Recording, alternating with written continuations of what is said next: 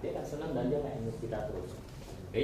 Yang ketiga adalah bagaimana kita membuat orang follow kita. Bisa kita contoh salah satu sekarang adalah kalau kita nggak punya siapa, kita boleh pasang di iklan seperti IG ya. Tapi yang salah satu yang paling bagus juga adalah kita boleh kirim ke nasabah kita, bikin flyer kecil-kecil, kita forward ke nasabah kita. Cuma satu hal teman-teman, jangan setiap hari forward, bikin orang bete ya. Coba tiap hari ada nggak orang yang kirim sesuatu ke kita, apapun kata mau kita tiap hari loh, lama-lama ya. Seminggu sekali, 2 minggu sekali kita kirim, it's okay ya, nggak akan ada marah kok. Tapi kalau terlalu sering, kita dianggap spam gitu ya. Kalau kita spam, dia tinggal tekan blok. Oke ya, itu cari lain. Nah, ketika kita kalau ketemu ngobrol, saya pakai teknik ini. Oke? Kan tadi pertama adalah bagaimana cari ketemu kan. Nah, setelah itu isi ngomongannya apa? Isi ngomongan kalau kita bilang nggak ada urusan hubungan cabut, menurut saya ini paling enak kita bangun yang namanya ngomongan. Ya, pekerjaan, keluarga, kemudian lebih hobinya apa, rekreasinya kemana. Nah dari situ kita bisa dapat dana measure. Kemarin saya kasih salah satu contoh adalah waktu kita ketemu dengan satu nasabah yang bukan nasabah kita langsung. Jadi dia sudah jadi nasabah Prudential, kemudian nasabah ini izinnya nggak aktif, pindah ke orang lain, kemudian pindah lagi, kemudian akhirnya pindah ke kami ya. Nah waktu pindah ke kami pun kita nggak pernah ketemu-ketemuan karena itu langsung dilimpahkan. Jadi suatu hari nasabah ini kartu kreditnya expired dan dia mau ganti kartu kredit. Ya tentu saja mau ganti kartu kredit, dia hubungin kantor pusat. Kantor pusat bilang ini sekarang servicing agentnya adalah Bu Yosi dan Pak Hadi. Jadi dia hubungilah kami dengan Pak Hadi ya. Saya bilang ya dari mana Pak? Oh saya namanya ini ya, saya punya polis Prudential, kartu kredit saya expired, mau ganti itu gimana ya, mau gantinya gimana? Saya bilang oh perlu isi form Pak ya, Bapak tinggal di daerah mana? Oh, saya tinggal di sini. Oke Pak, saya kebetulan minggu ini saya ke daerah sana. Saya bilang saya kebetulan minggu ini ada ke daerah sana. Apakah kebetulan saya ke sana? Tidak, teman, saya sengaja ke sana guys, saya mau ketemu orang itu. Oke, karena dengan ketemu orang, saya punya kesempatan, saya bisa lihat dia siapa. Nah, dia bilang, oh kalau memang ada daerah sini, datang aja. Kalau nggak ada datang, kirim aja Pak, nanti saya tanda tangan, saya kirim balik. Oke, saya bilang, saya memang sengaja saya mau ke sana, saya sengaja mau. Oke, nah waktu saya datang ketemu si bapak itu, saya kaget, karena tokonya itu mungkin lebarnya 3 kali lebaran ini, 3 atau 4 kali. Dalam banget, oke. Kemudian saya lihat, polisnya 500.000, nggak ada artinya, oke. Ngerti ya teman-teman ya? Kita bisa menilai seseorang punya pertanggungan cukup atau tidak hanya dengan lihat lifestyle dia, gaya dia, dengan apa yang dia punya. Kita sudah bisa tahu, ya. So, tapi saya setiap kali kalau ngomong dia nggak ada waktu di toko, ramai sekali. Tokonya itu ramai sekali. Jadi waktu pertama kali saya bawa form perubahan kartu kredit dia cuma bilang gini. Mana ini ya oke Pak, terima kasih ya, sorry ya Pak lagi sibuk sekali, nanti kita ngobrol lagi ya. Jadi pertemuan pertama saya tidak sempat ngomong apapun ya, tapi saya sudah tahu orang ini punya kemampuan luar biasa.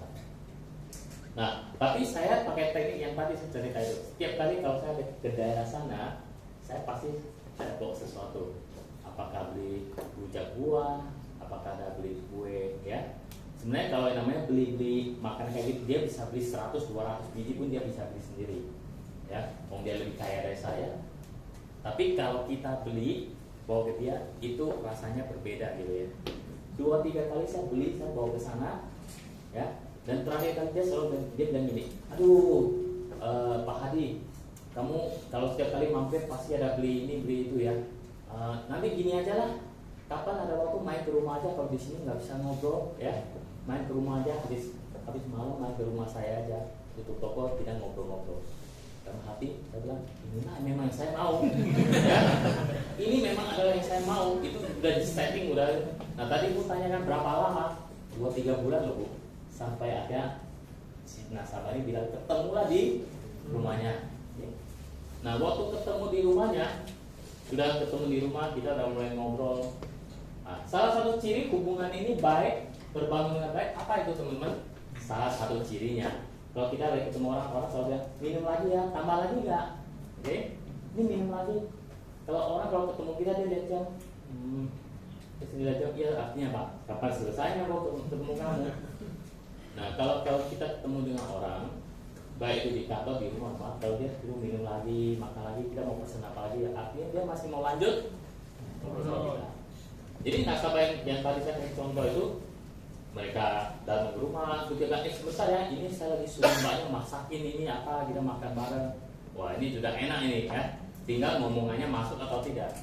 Nah, cuma setiap kali kalau begitu singgung soal polis, dia selalu bilang adalah, oh, yang penting adalah cukuplah, nggak perlu lagi. 500.000 cukup apanya? Betul nggak teman-teman? Ya. Nah, kita harus temukan celahnya. Kita temukan celahnya di mana sih? Orang seperti itu ada celah tidak? Yang saya sebut sebagai 30% ini apa problem dia? Jadi kami menemukan bahwa ternyata bagi si nasabah ini masuk rumah sakit habis ratusan juta pun dia nggak masalah, karena dia punya uang untuk bayar. Ya. Kita harus cari ini masalah dia di mana. Jadi rumah sakit nggak usah ngomongin lagi, dia pasti nggak ada masalah dengan rumah sakit. PHS, PPH dia nggak masalah. Ya. Nah, akhirnya kita temukan satu celah. Karena dia bisnis, dia ada pinjaman uang bank. Jadi istri sama istri ngobrol, tanya, ini bisnisnya itu pakai bank apa? Kemudian jaminannya pakai rumah yang mana? Kemudian istrinya disuruh tanda tangan tidak. Terus tanya istrinya, kenapa istrinya harus tanda tangan? Tahu nggak kenapa istri harus tanda tangan? Ya, yang kita lakukan adalah membuatnya mengerti dia ada resiko tentang hutang itu. Ya, dan akhirnya ya saya singkat cerita aja. Akhirnya kita masuknya itu bukan dari asuransi biasa, tapi untuk melindungi hutang dia di bank. Jadi kita closing dia bukan bilang kita punya asuransi untuk melindungi bank. Kita bicara terus tentang hutang dia itu, kalau tanda tangan dia, kalau suaminya kenapa-napa, dia bisa beresin nggak hutangnya. Dia ngomong sama istrinya, ya, dan istrinya akhirnya yang bilang ke suaminya, kamu harus beli asuransi jiwa, lu mati gua susah. Oke, nangkep ya teman-teman ya. Oke, itu kan the problem. Ya, solusi itu baru kita keluarkan. Itu lebih ke presentasi. Karena kita tidak perlu presentasi yang jelimet rumit teman-teman. Ya, asuransi jiwa ya asuransi jiwa. Ya, hanya 3 hal yang menurut saya yang wajib kita jual. Ada 3. Berhubungan dengan rumah sakit, kita sekarang PPH plus ada, betul? Berhubungan ke kemampuan cari uang. Kemampuan cari uang, kehilangan kemampuan cari uang, kita jual apa? Berhubungan dengan meninggal dan meninggalkan kewajiban jangka panjang, life insurance. Cuma 3 itu aja. Hanya 3 itu aja. Oke? Ya. Jadi ketemu orang ngomongin form, family, occupation, recreation. Recreation ini bukan cuma jalan-jalan, hobinya apa, kesenangannya dia apa. Oke? Kesenangannya itu ada yang murah, ada yang mahal banget. Orang yang kalau suka jam khususnya jam mewah, itu nggak ada yang namanya murah. Oke? Kita bisa tahu, oh kelas dia kelas sama di mana, kita bisa tahu. Oke, sampai di sini dulu saya buat pertanyaan dulu. Ada yang mau tanya tentang bagaimana kita ketemu orang tuh ngomongannya mau apa?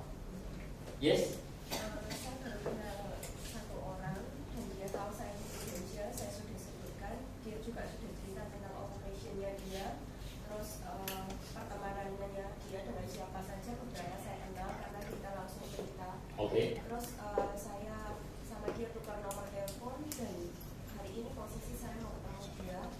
Kira-kira saya nanti ini benar-benar full untuk bangun trust dulu, ataukah setelah saya lihat kalau trustnya udah masuk, bolehkah saya masukin credentialnya? Oh, kalau itu sudah sampai tukar, dia mau kasih nomor telepon kan? Sudah janjian nanti kita ketemu. Oh, kalau sudah janjian, menurut saya trust itu sebenarnya sudah ada. Kalau dia nggak ada, dia nggak mau ketemu kita. Oke, dia pasti nggak mau ketemu kita. Nah, cuman ketemuan itu, ibu udah tahu orangnya siapa, dia kerjanya apa, hah? dia keluarga dia, istri, anak, berkeluarga belum? Belum. Dia belum berkeluarga. Belum. Dia ada tanggungan tidak? Kredit, tanggungan kredit bank yang dia ada. Kalau tanggungan anak belum kan. Orang tua, adik? Itu yang memang saya belum tahu. Oh, itu coba cari tahu.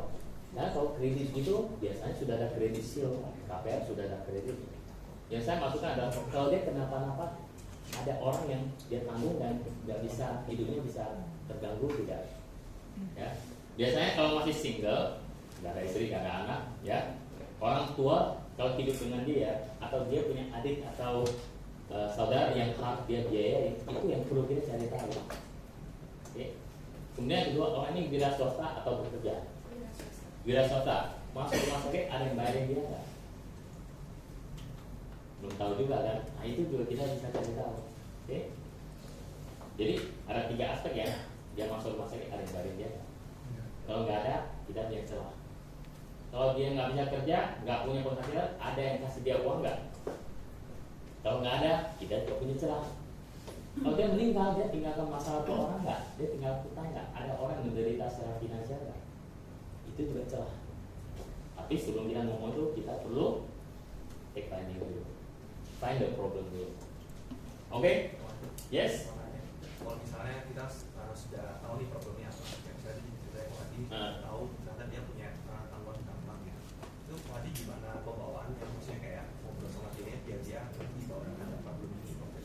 Sorry, coba ulang. Maksudnya biar gimana caranya tadi kayak membawa obrolannya sehingga kita tahu nih ada problem. Sebenarnya dia juga tahu bahwa dia seperti itu. Oh, oke.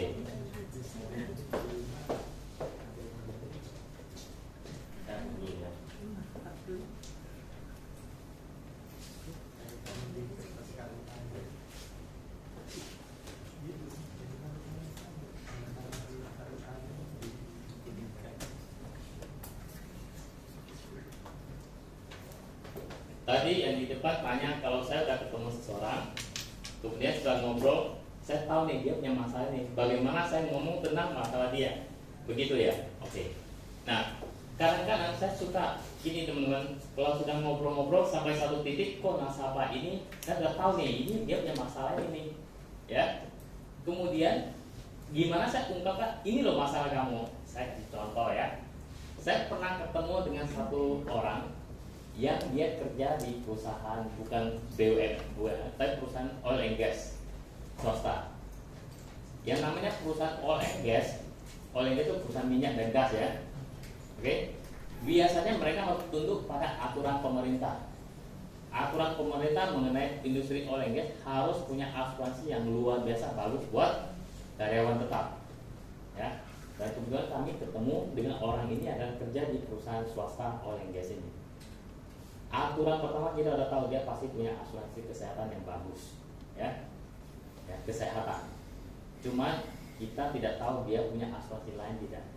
So apa yang akhirnya kita masuk ke situ? Nah, skenario nya adalah orang ini kita baru dapat kontaknya, oke? Kita dapat referensi, panggil aja namanya Ibu Jessie lah ya. Ibu Jessie ini baru kita dapat kontaknya. Nah, saat itu kita tahu dia baru punya baby. Kita berpikir kita mau ngomong dia tentang program pendidikan anak. Waktu itu loh ya pikiran kita. Nah tapi kan kita belum ketemu dia, sama seperti ibu baru mau ketemu kan, kita cuma dapat kontak ya. Nah akhirnya kita janjian, ibu saya Hadi dan Yosi ini istri saya kemarin kan dapat kontak ibu ya. Nah kebetulan teman ibu ini cerita kalau ibu baru punya baby. Nah kita ini sharing nih tentang program untuk pendidikan anak seperti, dan dia mau ketemu, oke?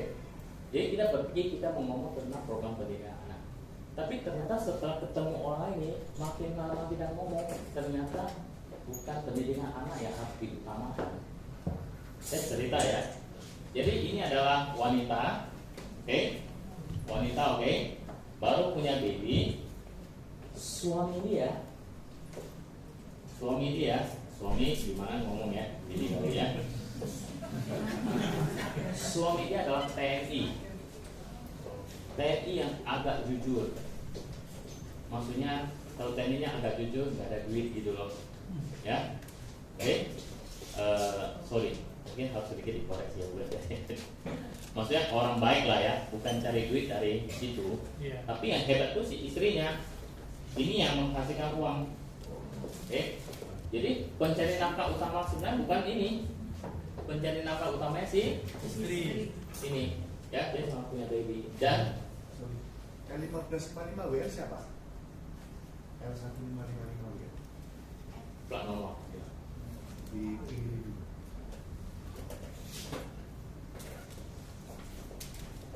Oke, kita akan ketemu dengan ibu ini. Dari fact funding yang kita tahu, kita ngomong dulu keluarga, oh suami di mana, ibu udah berapa lama kerja di sini, oh ini babynya lahir di mana dan sebagainya lah, pokoknya ngomong. Tapi intinya kita ingin tahu nih, ya gimana sih keluarga ini, dan kita mengumumkan bahwa ini bukan pencari nafkah, oke? Ini adalah pencari nafkah utama dolar, ya ini masih kecil. So, istri ini karena kerja di perusahaan itu, dia mengcover suami sebenarnya sudah di-cover dari institusi. Tapi mereka juga mengcover kalau keluarga sakit dibayarin ya. Ini dibayarin. Ya. Nah, so saya pakai satu konsep namanya konsep segitiga. Teman-teman boleh perhatikan baik-baik. Saya mulai sadar Bu, ngomong-ngomong soal insurance. Kira-kira insurance apa yang ibu sudah punya? Ini saya udah ketemu dan dia tahu saya orang insurance loh ya. Ya tentu saya nggak apa-apa dong saya ngomong itu. Kecuali kalau baru ketemu dan dia tidak tahu saya orang insurance. Bu ngomong tentang insurance, insurance?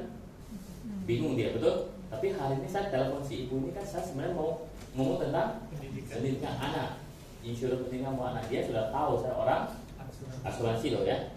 Jadi kalau dia udah tahu saya orang asuransi, saya akan langsung masuk pakai teknik yang segitiga ini. Bu, ngomong-ngomong soal insurance, yang ibu tahu kan insurance itu seperti apa sih? Ya, dia bilang kalau insurance yang saya punya ya seperti yang kalau saya sakit di rumah sakit dibayarin semuanya, sudah ditanggung semuanya. Oke, baik Bu.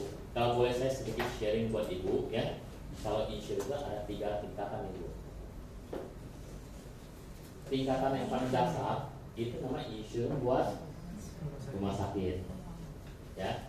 Karena kalau nggak punya, kalau masuk rumah sakit, uang kita terkuras, tabungan kita dikuras. Tapi dalam kasus ini, ibu karena sudah semua ditanggung perusahaan, berarti ini sudah aman ya Bu, oke? Tapi kalau ini dong, belum seluruhnya aman ibu. Ibu pernah dengar nggak yang namanya income protection? Apa itu income protection tadi? Income protection adalah ketika kita bisa kerja, kita dapat penghasilan ibu. Betul? Bagaimana kalau ketika kita tidak dapat bekerja karena sesuatu yang nggak bisa kita kontrol? Boleh nggak tahu ibu, di kantor ibu pernah nggak ada karyawan yang kerja sekian lama kemudian tiba-tiba sakit seperti kanker, stroke, atau jantung? Terus dia diam mendengarkan, oh ada. Tahun lalu ada satu yang di PHK karena kena kanker dan cukup lama, akhirnya perusahaan memutuskan PHK dan kasih pesangon. Oh gitu ya. Bagaimana dengan kondisi dia saat ini? Oh saya nggak tahu. Nah ini Bu, kalau misalnya orang kerja di perusahaan ini dia sakit, kantor masih bayar gaji dia, betul? 6 bulan full, ya 6 bulan full. Kemudian setelah 6 bulan orang ini masih nggak bisa kerja, maka perusahaan akan bayar lagi gaji dia 3 bulan berikutnya 50% saja. Oke? Nah setelah 3 bulan berikutnya dia masih nggak bisa kerja lagi, 3 bulan berikutnya lagi gajinya akan dibayar cuma 25%. Dan setelah setahun dia sama sekali nggak bisa kerja juga, perusahaan bisa punya opsi untuk memutuskan hubungan kerja. Nah pertanyaan adalah kalau orang nggak bisa kerja demikian, gaji dia masih dia dapat dari mana? Dia masih bisa dapat income dari mana? Contoh kayak teman ibu tadi lah, ya, dia bilang ya nggak ada, langsung berhenti. Nah berarti ada satu yang belum ibu rencanakan. Kalau misalnya sampai sakit yang cukup serius dan nggak bisa kerja, income kita stop nggak? Stop, betul? Nah bagaimana kita menjaga kalau ada kondisi-kondisi seperti itu, income kita tetap berjalan? Dan saya tanya dia, Bu, kalau hari ini saya tanya gaji itu tidak etis. Kalau saya tanya pengeluaran, nanti orang bisa kira-kira ada gambaran. Kalau hari ini kita bilang, kalau hari ini pengeluaran per bulan berapa? Jadi kalau pengeluaran per bulan lebih kurang 20 juta sebulan lah ya. Berarti setahun itu 250 juta per tahun kira-kira. Betul? Nah inilah yang harus kita lindungi paling tidak minimal 5 tahun. Maksudnya apa? Maksudnya adalah kita harus punya satu program yang kalau kita kenapa-napa, terjadi kayak kanker, stroke atau jantung, tiba-tiba setelah itu kita nggak bisa kerja. Tapi karena kasus itu kita nggak bisa kerja, penghasilan kita masih tetap berjalan selama 5 tahun. Nah kenapa harus 5 tahun? Karena biasa dalam waktu 5 tahun itu menentukan orang ini masih bisa kembali kerja atau tidak. Penyakit kritis itu biasanya uji orang itu 5 tahun. Kalau orang bisa survive selama 5 tahun, setelah itu dia bisa survive. Ya. Atau minimal 5 tahun itu orang ini nggak perlu mikirin lagi pengeluaran dia dari mana, dan dia sudah ada sumber pengeluarannya. Ya. Nah setelah itu dia bisa sambil memikirkan bagaimana dia cari income yang lain. Jadi kalau kita bilang 250 juta kali 5 tahun itu berarti perlu 1,25 M. Ya. Nah, pertanyaannya sekarang ini, sudah adakah cadangan di deposito sebesar 1,25 M? Kalau belum ada, berarti penghasilan kita belum aman nih. Ya. Kalau kasus saya teman ibu ini, kalau misalnya kena kanker, lantas perusahaan memutuskan stop, nggak bekerja aja lagi. Ini jadi bulan berikutnya dia sudah nggak punya penghasilan loh. Nah tujuan kita punya asuransi yang level yang kedua ini adalah untuk jaga penghasilan kita. Ibu sudah punya belum? Akhirnya dia bilang, boleh deh ini kamu bikinin contohnya. Ya. Nah kalau saya masuk ke pendidikan anak dia teman-teman, kalau dia kenapa-napa, pendidikan anaknya dong yang dilindungi, betul nggak? Biaya hidup keluarga ini gimana? Nggak ada yang bisa lindungi. So saya first saya lindungi ini dulu teman-teman. Ya, tadi yang ibu ini tanya kan, ketemu saya mau ngomong apa? Saya fact findingnya di sini dulu. Ya. Nah, terakhir dia baru cerita dia ada KPR, tapi KPR-nya sudah ada asuransi jiwanya. Kalau dia meninggal lunas, betul? Ada yang saya bunyi? Katanya. Nah KPR-nya lunas. Tapi saya bilang betul, KPR itu kita akan lunas kalau kita meninggal. Yang menjadi masalah adalah kita tidak hidup, kita juga tidak mati. Maksudnya apa? Kalau kita sakit demikian, sakit kanker itu nggak mati juga nggak, hidup juga tidak. Terus KPR-nya siapa yang mau lanjutkan? Lanjut store kan? Apa namanya, cicilan kan harus bayar terus. Kalau ada yang namanya cicilan mobil kan harus bayar terus. Walaupun kita sakit mah perusahaan leasing, apa namanya? Mobil. Kalau kita cicil mobil kan multi finance ya. Atau ya KKB lah. Dia kan nggak mau tahu, pokoknya harus bayar terus. Nah kalau sampai ada kondisi itu, siapa yang mau bayarin? Jadi yang level ketiga ini kewajiban.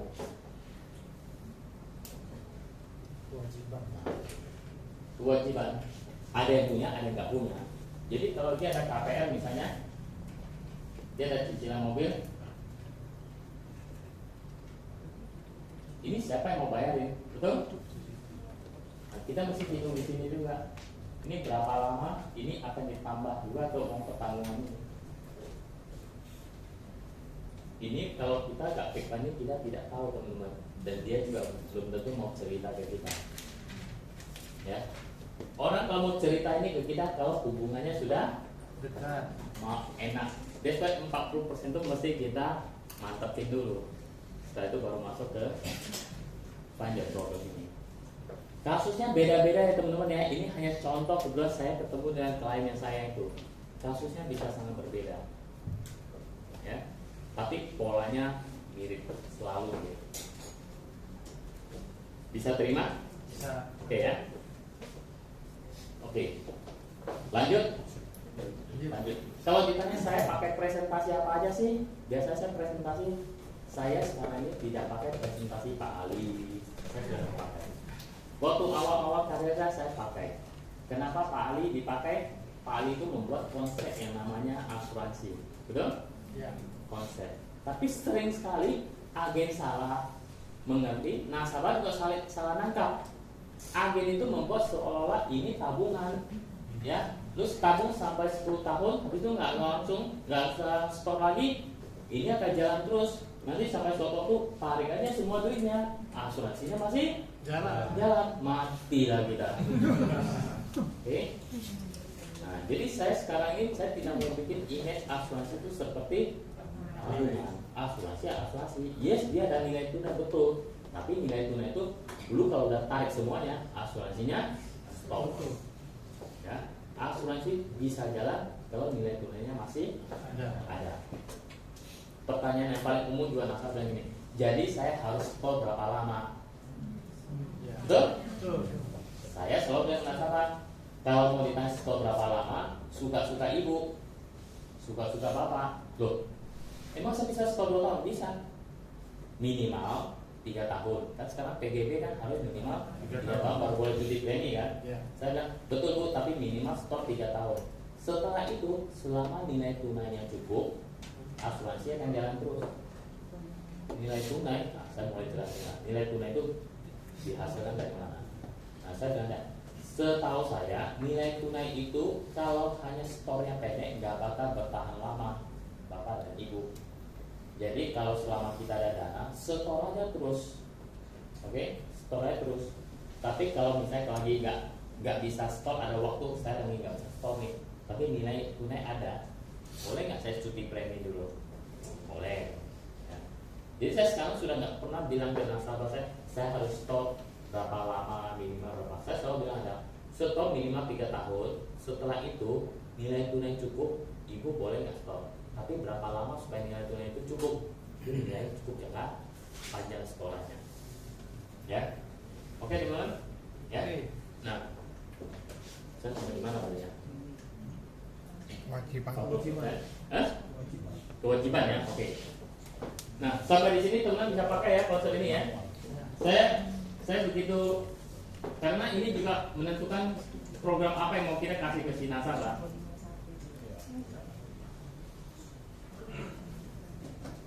Saya ulang gambar segitiganya, saya bilang ibu, bapak, apakah kalau ibu bapak kalau kita bicara asuransi seperti apa gambaran asuransi yang ibu bapak ngerti, ya? Dia akan bilang sesuatu, saya bilang, Pak Bu, boleh nggak kita tukar pikiran aja? Sebenarnya asuransi itu ada 3 tingkatan. Tingkatan paling dasar itu biasanya untuk yang berhubungan dengan rumah sakit. Kenapa yang berhubungan dengan rumah sakit? Karena kalau kita tidak punya asuransi berhubungan rumah sakit, masuk rumah sakit, uang kita yang dipakai sendiri, uang kita yang kata-kata itu harus pakai teman-teman ya.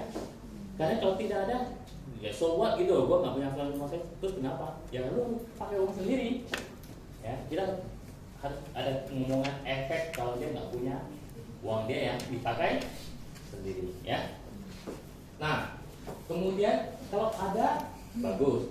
Tingkatan berikutnya adalah kita harus bisa punya asuransi yang bisa jaga penghasilan kita, income protection ya.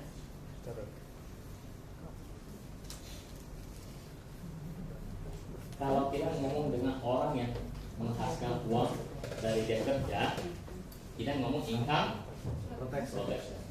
Kalau kita ngomong dengan orang yang punya bisnis, kita jangan ngomong income protection teman-teman, aset protection. Kalau orang itu usaha nih, menghasilkan duit dari dia usaha sendiri, kita nggak bilang income protection, kita bilang aset. Ya. Dan yang berikutnya lagi adalah kewajiban. Asuransi untuk melindungi kewajiban kita. Banyak orang yang ada juga yang sampai di sini tanya, ini kewajiban apa yang kamu maksudkan? Kewajiban itu ada banyak, ya. Contoh, kalau ada seseorang punya jalan usaha, kemungkinan dia punya uang bank, ya. Kemungkinan juga istrinya nggak ngerti apa-apa dengan usahanya, hanya mengurus anak di rumah. Tapi karena si suami punya uang bank minta istri itu tanda tangan dong, Jaminannya rumah, jaminannya properti pribadi, betul? Karena mereka menikah, bank pasti minta istri harus tanda tangan. Nah begitu istri tanda tangan, begitu utangnya kenapa-napa, istrinya bermasalah nggak? Kewajiban perlu nggak si suami jaga kewajiban itu? Oke? Yes, Pak. Bisa beri contoh yang aset protection? Aset protection. Iya. Oke. Aset protection itu gini Pak. Aset protection kan tadi saya bilang itu seperti buat orang yang penghasilannya bukan dari dia terima gaji. Aset protection adalah buat orang yang usaha, ya. Orang usaha itu Pak, kalau dia menghasilkan uang, uangnya di ngapain Pak? Buat modal. Buat modal. Tambahan modal. Modalnya itu buat apa? Beli barang, Ya, betul ya? ya. Aset bukan Pak? Iya, betul. Aset ya. Iya. Atau mungkin dia ada uang lebih, dia ngapain Pak? Investasi. Investasi di apa? Properti. Lainnya. Ya. Orang ini yang saya tahu bisa saja salah ya. Orang yang namanya orang Indonesia punya duit banyak, jarang sekali yang simpan banyak-banyak di deposito. Setuju? Kebanyakan orang convert ke properti, ya. Emas juga saya nggak tahu. Tapi sangat sering saya tahu adalah orang tuh beli properti dan itu berapa aset. Dan ketika kalau ada terjadi sesuatu yang serius, dia butuh duit banyak. Kalau ini kan buat karyawan atau profesional, betul ya? Iya. Orang yang terima gaji lah. Ini untuk orang bisnis. Ini aset protection.